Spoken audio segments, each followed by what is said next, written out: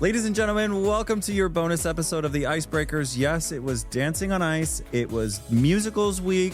Matt and Frankie here to bring you something really freaking exciting. So we sat down with the incredible and gorgeous Claire Sweeney this week. So take a look at this amazing chat. Eek! I loved it. West End star, TV icon, entertainment legend, and accidental TikTok influencer. It's Claire Sweeney. Hello. Hey! Oh my gosh, I'm so excited. Thank you, Claire, so much for joining us on here. I'm so over the moon. So over the moon. It's a pleasure. I've been enjoying your podcast, so it's an absolute pleasure. Oh, thank you. Well, I guess we need to dive straight in to Dancing on Ice this year. I think you have won, almost every week you have won the gold star for glamour. I mean, some of the outfits. Last week I called you a silver sensation. You may have heard on the podcast. But before that, even like your week one, you just came out and you shone. You looked amazing. As you know, I mean, we've got to give credit to Marcus and his team for that hair and makeup. I mean, that man is a genius. And then Vicky Gill and her team with all those little wizards sticking all the stones one by one with the glue. I mean, the wardrobe team are just amazing. So you kind of, I turn up in the morning with my tracksuit and my hair wet and no makeup and then come out looking like that. And it's all thanks to them. And also to Mitch. Let me give this, Mitch and Jamie, the creatives, because they come up with these wonderful, they come up with a Dan Whiston as well. And Karen with the idea for me to come out on a chariot pulled by partially naked men. And then Cruella de Vil. All your midlife dreams come true. Yeah. And there's all I always say I'm a gay man in a woman's body, all my camp dreams come true. And then Big Spender. So I've got them to thank for everything. I just had to turn up and do it. Did you enjoy the process? I loved it. It's been like the scariest, most exciting, most thrilling roller coaster ride ever. And I've come off it now. And I'm like, that was great. But I feel like I did come out at the right time. I think everybody sort of experiences that when it is their time to leave the show, you kind of are at peace with it, and everybody feels so sad for you because your journey has ended. And, through the 16 series that I did and with every celeb that I had partnered with, they all said exactly the same thing. And it's kind of this weird thing that happens within that studio is, you know what? It was my time to go. I mean, I think except for Sally Dinova asked the audience week after week to not vote for her because she wanted to go home. Like she had had enough of it. It was too much work. She loved it. But at the same token too, it's nice to hear though that your experience was fulfilling for you. Well, I was in pain. I was in a lot of pain on Sunday. And I kind of thought, I'm getting injured now. I'm tired and I'm getting injured. And I want to protect myself. And when you're 52, you don't bounce up so quick.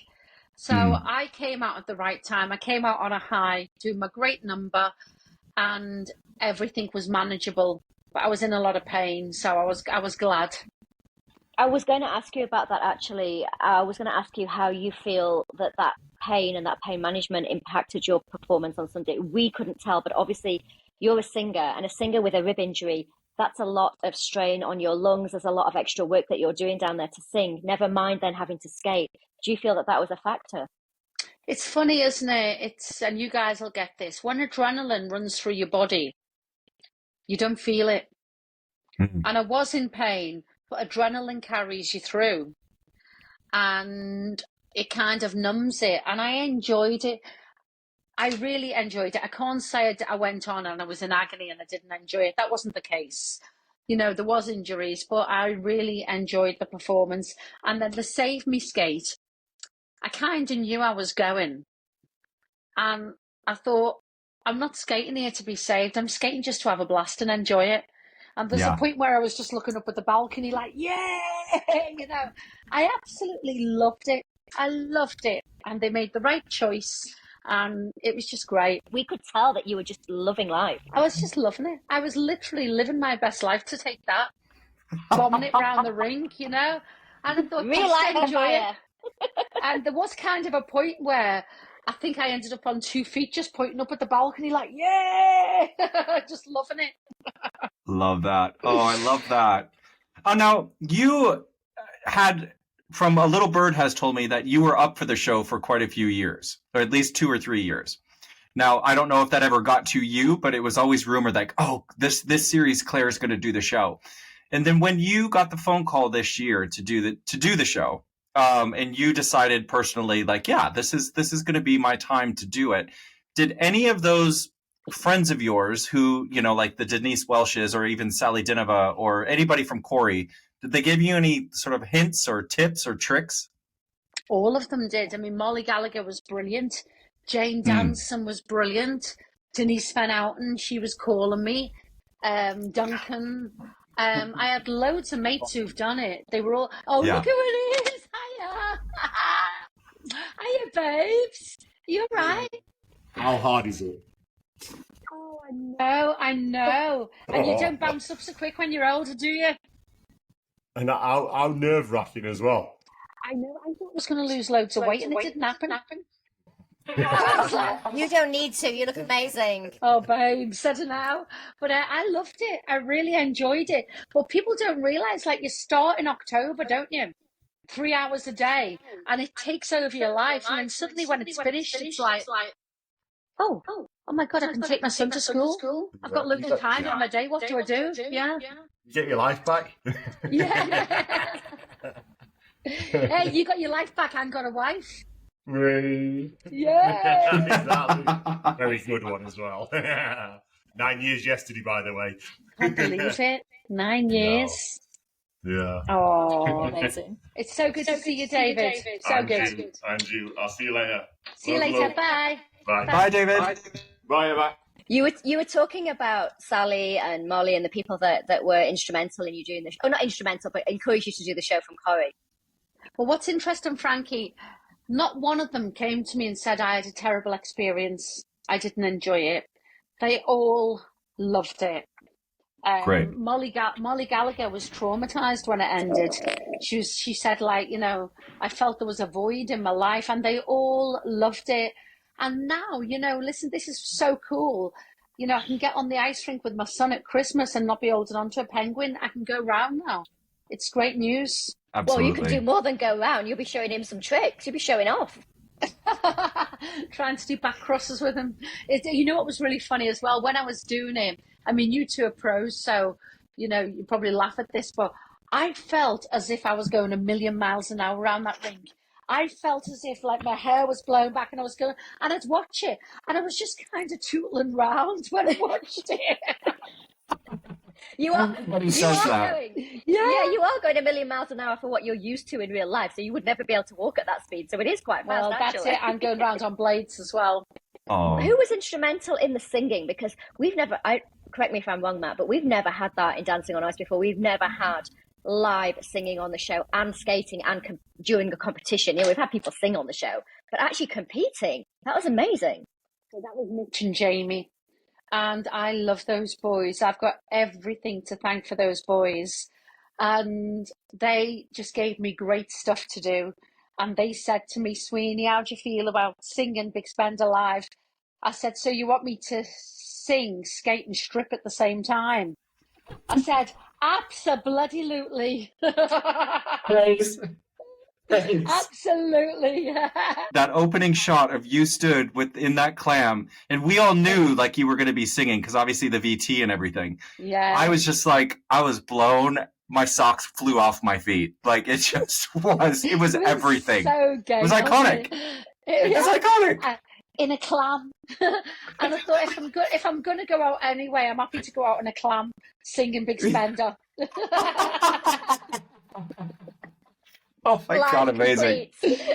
Amazing. Yeah, we actually both watched the show live together in the studio, and then we do the podcast straight afterwards. And when you came out and did that, both our jaws hit the floor, and we both just went, wow. And actually, Matt said she doesn't even need to skate. You said, Matt, that you would just want to listen to her sing for the rest of the series. We would have voted totally. just for that. Everybody else's performance, just to have Claire sing. Have Claire perform in the background. Please. What's she singing in this week? Exactly. Exactly. So how are your ribs now, Claire? And how do you feel? Because you and I are more or less the same age. I'm coming up 51 next week, or in a couple of weeks. And You look amazing. I know as a kind of middle-aged menopausal, or I don't know where you're at with that, but kind of menopausal woman with the hormones, the muscle tone. And as a performer, you've danced all your life, you've acted all your life. It's a very physical job. And I just find it very difficult to maintain my muscle tone. So how did you find that getting on the ice? Because we know that ice skating is not like dance. It's actually a lot harder. Well, I walked from the canteen, the lovely canteen they have the food. I walked from there to my dressing room, carrying a little roast dinner, and fell down the stairs. I walk along to the post office along the road and I fall over. It's like with menopause, my equilibrium is a bit all over the place, and I keep falling and crashing and banging. And so it's a brilliant idea to do the ice skating show. Then. Well, I seem to be a bit more steady on the ice than I do off the ice. Yeah. I know. It was interesting when it changed. This is when we were training in Slough and Streatham and all that. I didn't have many falls. Then when I came to Bovingdon, I started falling. And I think it's different ice, isn't it? You're getting used to It is different ice. Yeah, you're getting used to different ice. And I started taking quite a few falls and getting used to the size of the rink and all that. And then that eased up a little bit. But it's when you get older, it's not only the fall physically, it's the mental side of it. It rattles you to the core, and then it knocks your confidence. Then you've got to fight that back. Maybe 10 years ago, I didn't care. I just got straight back up and bounced up, and then I was trying to be brave, but I didn't want any more falls, and I was happy that I went one. And realistically, I was not the best skater technically. The competition is fierce this year, so with a bit of luck, I might have been in. If I'd have got through to this week I probably might have gone in the double elimination. Definitely the week after. I was going to be going in the next 2 weeks. So it felt right to go when I did. Yeah, I think it's interesting as well because when we talk about menopause and we talk about kind of that fear factor that creeps in, I was the same as you, like a daredevil up until my, mid-40s. And I think that anxiety that kicks in, I've never experienced that before, that fear of really anything. And so I don't know if that is a hormonal thing, if it's another one of the symptoms that we have to deal with. But that's interesting because you're such a seasoned performer, and I wouldn't imagine that anything to do with live performance what was interesting, would worry Frankie? When I came out, I was scared, and I felt empowered in that first week coming out in the chariot because I wasn't skating out apologetically on ice. I came out being pulled with the boys, and I came out owning it, right? Yeah. And I thought, right, how do I get this onto the ice now? So I decided mentality. Yeah, so I decided to sing. I thought, what's my comfort zone? Where do I feel empowered and comfortable? It's when I'm singing. So I decided to sing the beginning of the song. And I might have looked stupid. I didn't care, but I thought just to get this empowerment onto the ice from this chariot, I decided to sing the beginning of it, and then I felt okay. I think I did you a great disservice because when you came out on the chariot, and of course that's probably one of the most iconic moments of the series so far. It was just stunning. I don't know if you've had a chance to watch it back on screen. It looked amazing. The guys, and you were giving it was like Sylvan and Andy were just glorious, weren't they? And then I skated into the arms of my beautiful Colin, who held me up. Thank you for all of that. Yeah. We loved it. But I have to say that when you came out, I saw that you were singing. I actually thought you were lip syncing. I said that straight away. And for me, when I see celebs lip syncing, I usually know it's a sign of nerves because they just kind of like want to try and get through it with the nerves. But I didn't realize you were singing. And that actually is a brilliant strategy because, like you said, that's your safe place. So bringing that safety onto the ice. No, I wasn't actually. That wasn't my voice. I was just singing along to the song. Yeah. No, I know. But that to make you feel more comfortable, that's a brilliant strategy. Well done. I tried to work it out. I thought, where do I feel safe? Where do I feel comfortable performing? Because I'm not confident skating, because I'm not a skater, so I feel confident selling it from the waist up and singing. So I just thought, I'll do that. I found that when I skated with Denise Welsh, that we had to as well try and find something that she was comfortable with to make her feel comfortable on the ice. And she used to hum. she would have this like these, and she wasn't humming the tune that we were skating to. She would hum, she would hum something completely different. And at the first couple of times I was like, what are you doing? Like, I just didn't understand it. And she was like, that's how I process it, you know, because she was, I think we did the show when she was 50 or 51. And I think I have had probably 4 or 5 women that I've skated with who were premenopausal or were in menopause. And me as a man, I feel so fortunate that I was given that opportunity to work with those women. I now understand what you guys go through and how not easy it is, you know, and then to apply a sport to it, and we've spoken about this last week with Michelle Heaton and as well with Denise. You know, not that you have a disadvantage, it just is a different factor involved that the men don't have, that the athletes don't have, or that the younger contestants don't have. And I think it's a true testament that you never gave up, right? And thankfully the partners that I had as well in the past, they never gave up. We embraced it as a couple, and we tried to figure out, okay, how can we do this? Yeah. And Colin was very patient and very kind and considerate with me. Then also, you know, Dan Whiston and Karen were just brilliant with me, you know, and Dan got me. Dan knew how my mind worked in choreography. I needed to do things on a lyric or on a count, you know? Yep. And he kind of, when he was choreographing, he'd explain, he knew how my mind worked, which was great.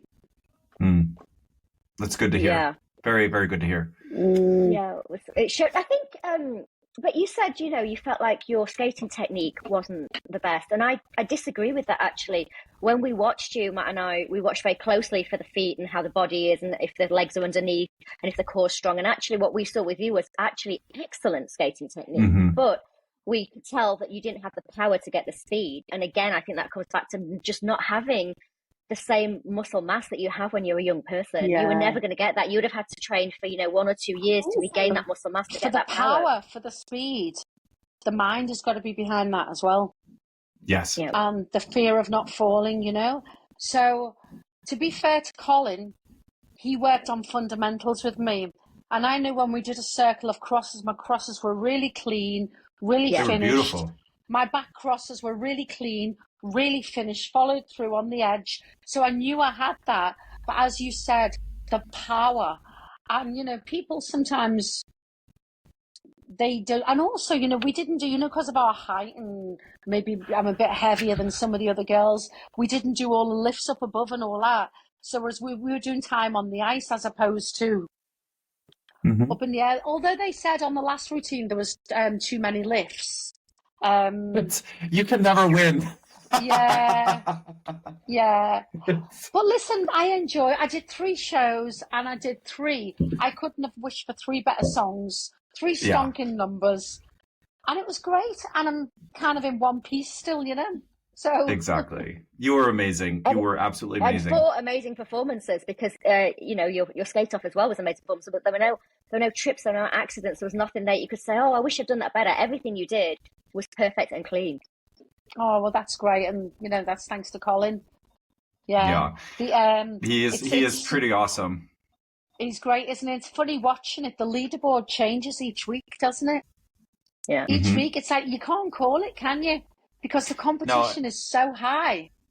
It's so high, and we've said this every single week, and I'm kind of tired of hearing myself saying it, but this is the first time in 16 series that the depth of talent is where it's at. We've never seen anything like this before. And you normally at this stage, halfway through, you can sort of get a feel for who the public is voting for. You can sort of get a feel for that top 2 spots on the leaderboard. Not this year. You can't.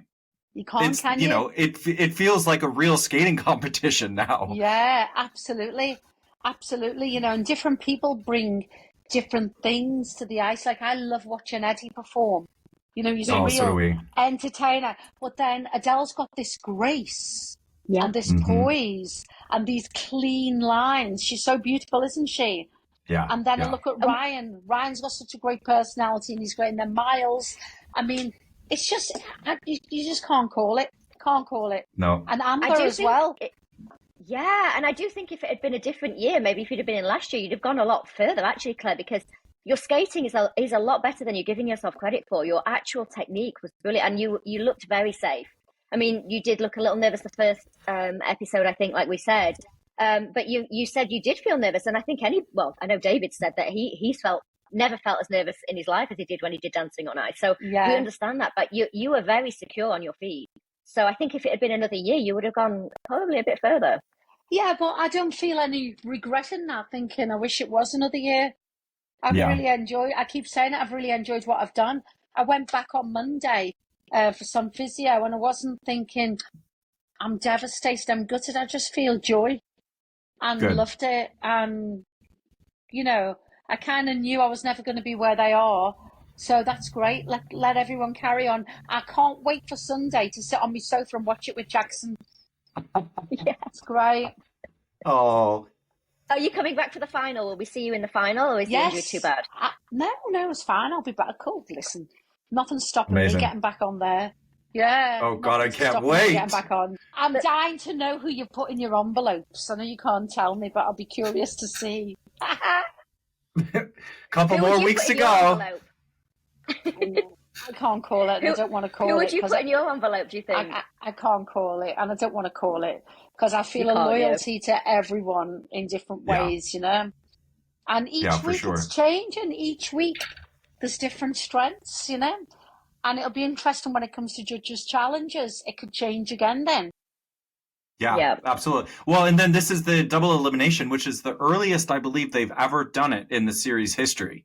So it, again, is going to really shake things up because, as we know, sometimes that public... Is it because the series is shorter? Or why would they have done that then? I think it's just to help move things along. Do you know what I mean? To spice things up. They're trying new things this series, and it's really going to shake the leaderboard up for sure. Yeah. Well, it's a great, and I'm loving Stephen and Holly. They're fantastic. It's a great season, Yeah. Yeah, brilliant. Do you think? Menopause. Brain's gone. Sorry. Claire. I had a question like this and everything. Brain fog. No, what I was going to say was... I get it all the time. It's awful, isn't it? It's all. It's just like empties. And nothing's there. Sometimes I see my son and I'm trying to think of his name and it's just like empty. I hate it, but you got to laugh. I've remembered now. I was going to say that we spoke about on the first show that we saw you skating about your bubbly and warm personality and how that came across. But actually, the more numbers that you did, and particularly with the singing one, your personality came across so strongly and so well. I think you've gained an army of fans at home that may not have seen you in choreo or Brookside or whatever it was, that they've seen it or on the West End. But I think you've probably gained another section of fans that will say she looks like a really amazing, lovely person. Well, that's lovely. And especially, in choreo, I'm not very pleasant.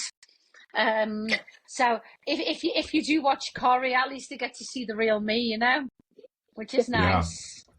Yeah, and I think that's nice. That's the other part of the show that people don't always focus on because, of course, it's a skating competition. But Claire, before you came into this show, you will not have known as much about skating as you do now. And if you think about the general public, they don't know very much at all. We're educating them year on year. Of course, they're getting more discerning. But a really big part of the competition is seeing people's personalities in real time, in stressful situations.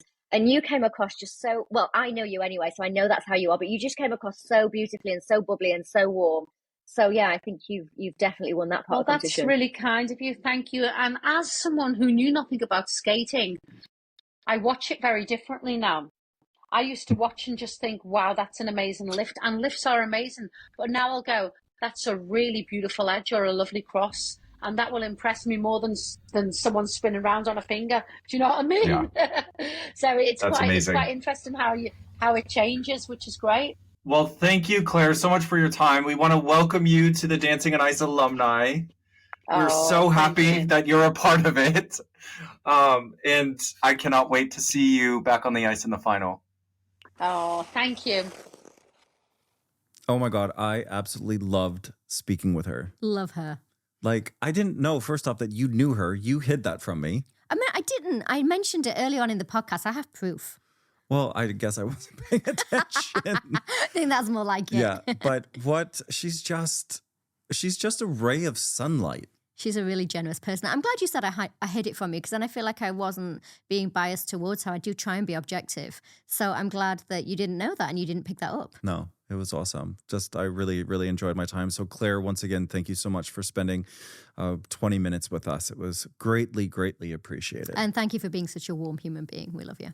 All right, now we want to get to some of the questions that you guys have sent in throughout the week. Once again, we are loving how much interaction you guys have with us. I mean, we're literally having to handpick these to make sure that we're giving you guys the right information, because a lot of times the questions are repeated. Yeah, So- everybody wants to know the same things, and I get it. Yeah. But this is my favorite part of the week. Yeah, absolutely. All right, so our first question here comes from Deborah. She says, I wondered how much say the pros get into their hair, makeup, and costumes, and has there ever been a look that either of us weren't happy with? I'm not sure you're happy with my look this week. It's a bit dramatic. Feral. I think it's feral. Starting to slide a little I was bit. going with feral.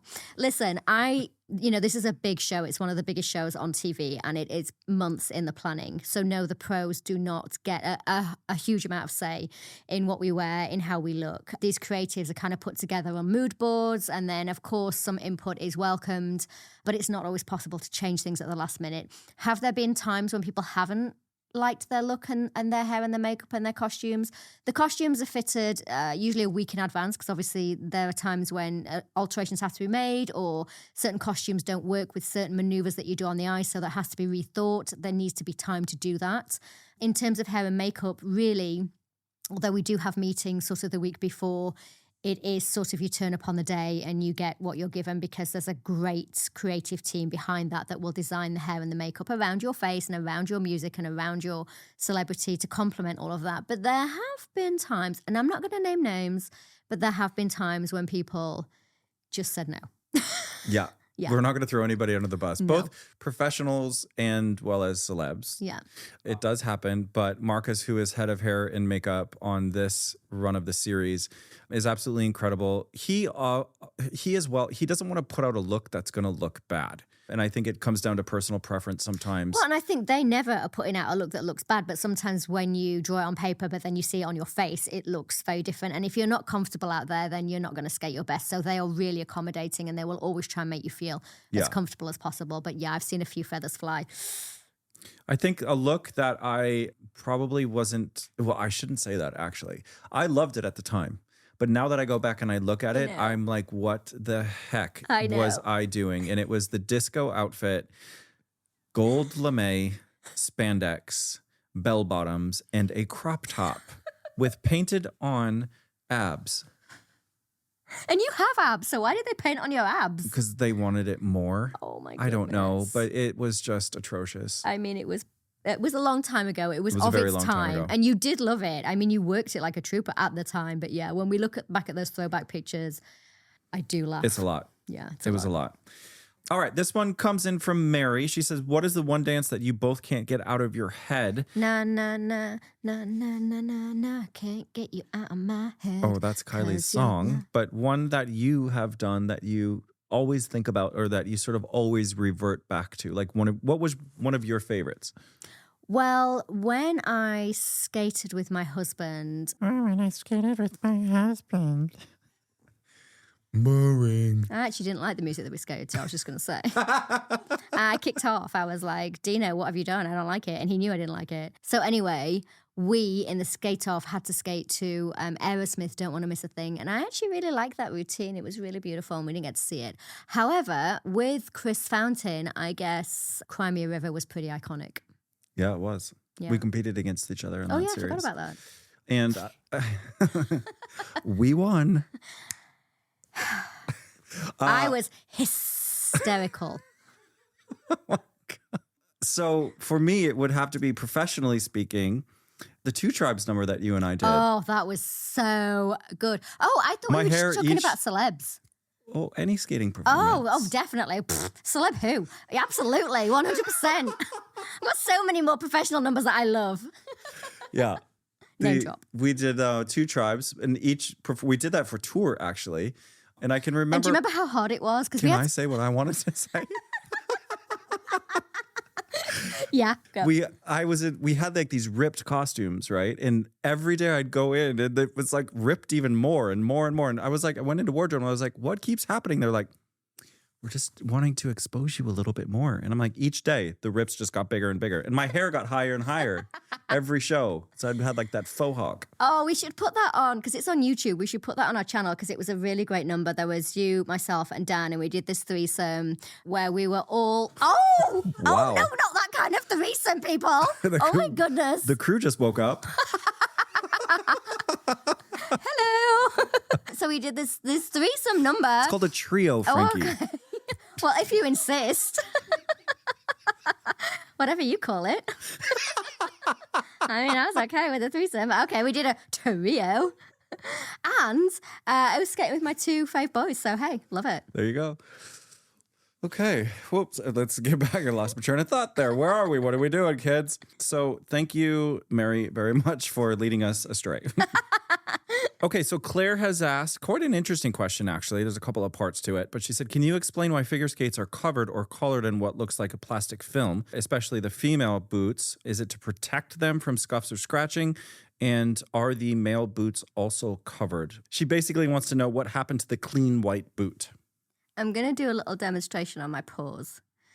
Because what happens is sometimes the girls will pull their tights over their boots just to give a nice, long, clean line, especially if they're wearing white skates. They'll pull a brown tight over and then you get a much longer leg line, which is really just more attractive, but not necessary. And then sometimes with the boys, they will have a different kind of material boot. So a lot of boys have like a nubuck leather and more of a suede feel to it, whereas the females generally tend to have a shiny leather. So maybe that's where you're getting the illusion of plastic from. There isn't usually plastic, but in costume department, if you have, let's say you have a blue trouser suit on, you would then have a blue boot cover over your boots just to continue that line so there isn't a break at the ankle, which will shorten the legs and also draw attention to any ugly feet that you may present to us during your routine. And also you'll find with Dancing on Ice, because they do want the boots to look a bit more fresh each week, they will spray the boot with the boot spray, which can sometimes make it look a little bit shiny or plasticky, but it's not. They're typically made out of leather.